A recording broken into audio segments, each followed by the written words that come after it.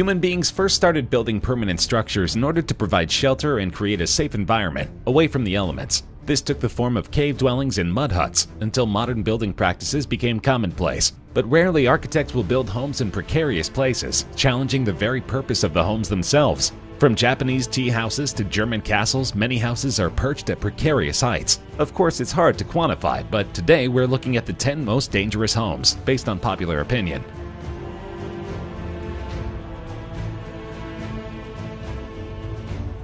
Liechtenstein Castle is not famous outside of Germany, but in Baden-Württemberg, it's known as the Fairy Tale Castle.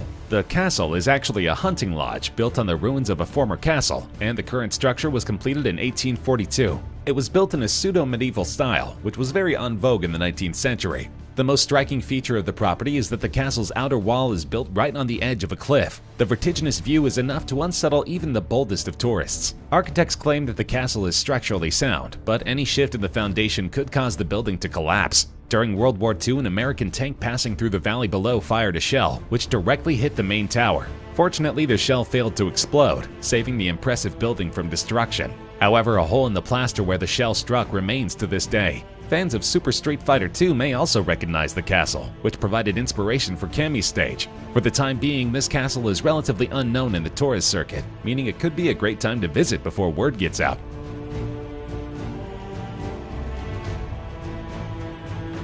The Japanese certainly have a penchant for out-of-this-world treetop architecture, and this incredible Takasugi-on tea house is no exception. Designed by architect Terunobu Fujimori, the tree-bound tea house stands precariously perched upon the trunks of two timbers erected on a plot of family land in Chino, Nagano Prefecture. In Japan, tea masters have traditionally maintained total control over their construction of their tea houses. Their main concern for these enclosures was simplicity, and in order to keep things simple, tea masters preferred not to involve architects or craftsmen to help them with the construction.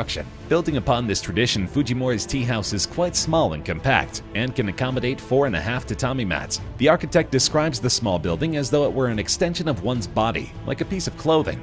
However, Fujimori's main concern is not necessarily the art of tea making, but pushing the limits and constraints of a traditional tea house. 2 chestnut trees were felled on a nearby mountain and brought to the site, where they were used as the supports for the structure. Takasugi-an literally means a tea house built too high. Guests must climb a freestanding ladder, which leans against one of the trees in order to reach the little house. Midway up the ladder, guests must remove their shoes and leave them on the platform. Though many are skeptical about the safety of this precarious perch, authorities have allowed it to continue its centuries-old tradition of serving tea.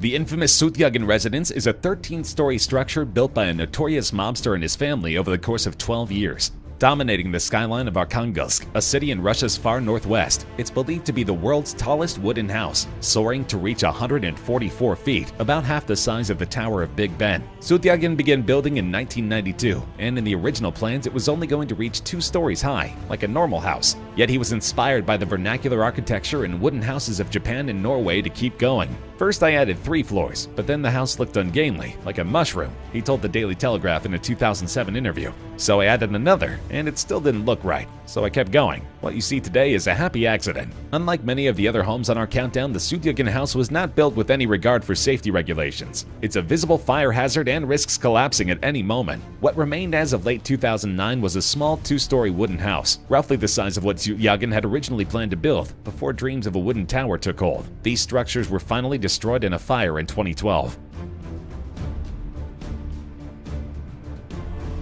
High above the Meteora landscape in the central region of Greece, 60 monks and nuns live in fabled monasteries perched on the edge of sandstone peaks. In centuries past, their place of worship brought them solitude and protection from unwanted trespassers. Today, the Orthodox monasteries are one of the most popular destinations in all of Greece. Only a few hours from Athens at the fringe of the plain of Thessaly, the town of Kalimbaka plays host to Meteora's spectacular mountaintop attractions. Windswept monoliths rise abruptly from the earth, with vertical cliffs forming a dramatic backdrop against the flat fields around them. The picture-perfect vistas have been the inspiration for countless film and TV backdrops, including the Irie Kingdom and HBO series Game of Thrones. The word Meteora means literally hovering in the air, and you can immediately understand how these structures earned the title. During the 14th century, the great monk Athanasios Konovidis brought a group group of devout followers from Mount Athos to Meteora in search of a group of ascetic hermits that had developed a religious stronghold in the region. He was mesmerized by the hermits' free climbing skills that had allowed them to live in the caves and fissures high above the ground, and saw an opportunity to create a convent where his flock could meditate and worship in peace. Employing the hermits as climbing mentors, the new visitors conquered the surrounding mountains and set about creating their own holy haven. It was then, from 1356 to 1372, that the Great Meteoran Monastery was born.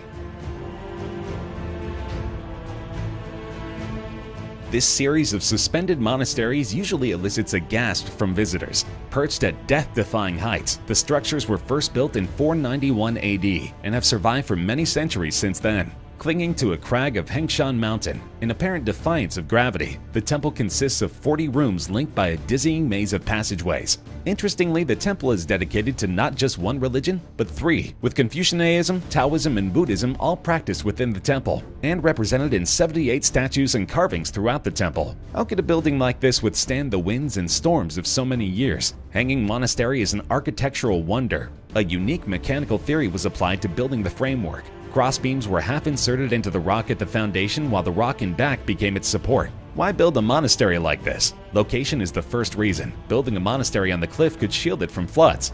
In addition, the mountain peak protects it from rain and snow, and the mountain around it also diminishes damage from long-time sunshine. The second reason is that the builders followed a principle in Taoism: no noises, including those from rooster crowing and dog baying, so from the upper ground, all noises drop away.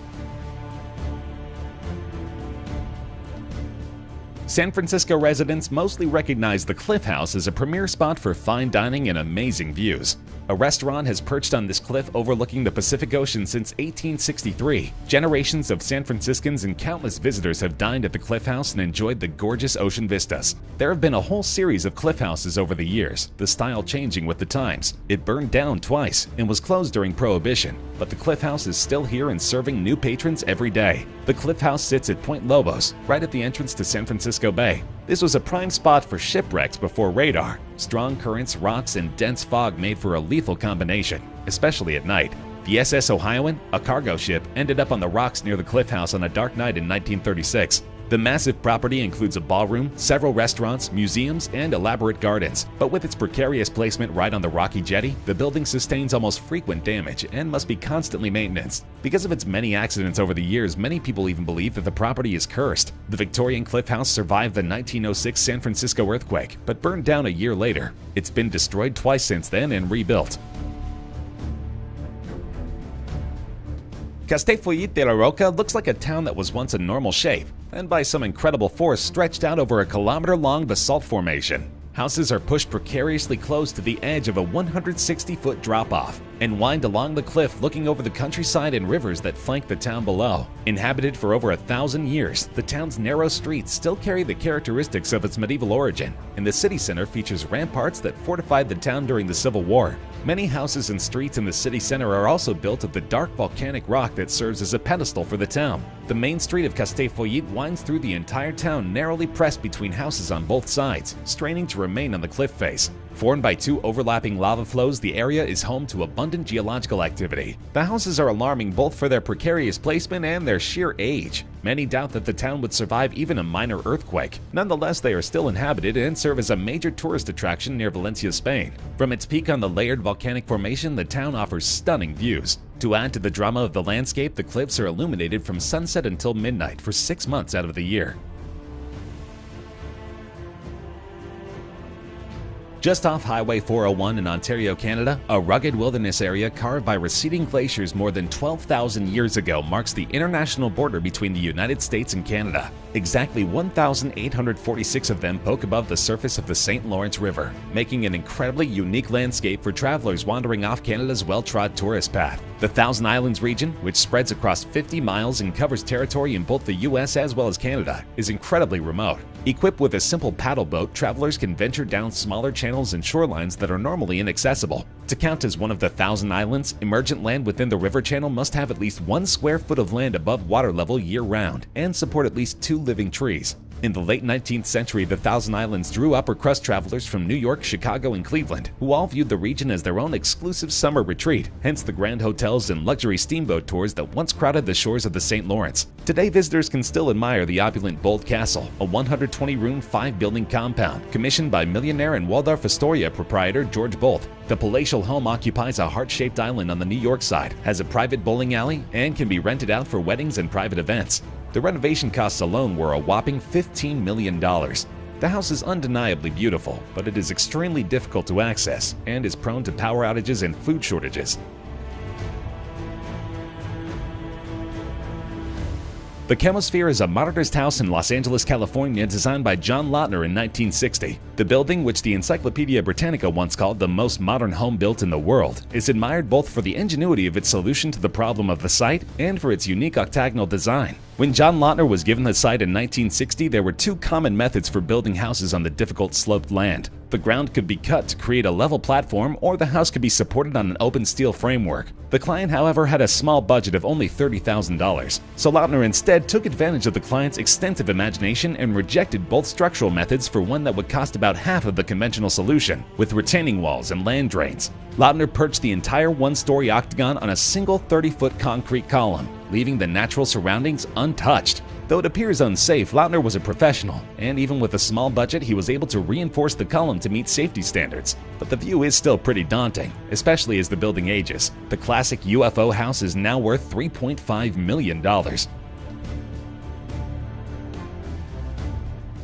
Harry Weese was a prominent Chicago architect during the latter half of the 20th century. While he never reached the acclaim of contemporaries like I.M. Pei and Philip Johnson, he and his firm still completed hundreds of buildings in less than 50 years. The commission that first put Weese on the map in 1958 was the U.S. Embassy in Accra, Ghana, a handsome rectangle of offices with projecting bays of lavered mahogany. Many classic buildings followed. Historians credit him with reshaping the look and style of many Chicago suburbs, including his hometown of Evanston. However, his most controversial building is the Shadow Cliff Mansion on Lake Michigan. The house was built as a business executive's vacation office. Viewed from the front, the building appears exceedingly normal, but when visitors enter the back room, they realize they were suspended thousands of feet off the ground in a glass box. A horizontal porthole cut into the floor looks straight down. Not for the faint of heart, this glass viewing area offers a stunning panorama of the surrounding Great Lakes region. The home is valued at well over $2 million due to its singular view and its historical status.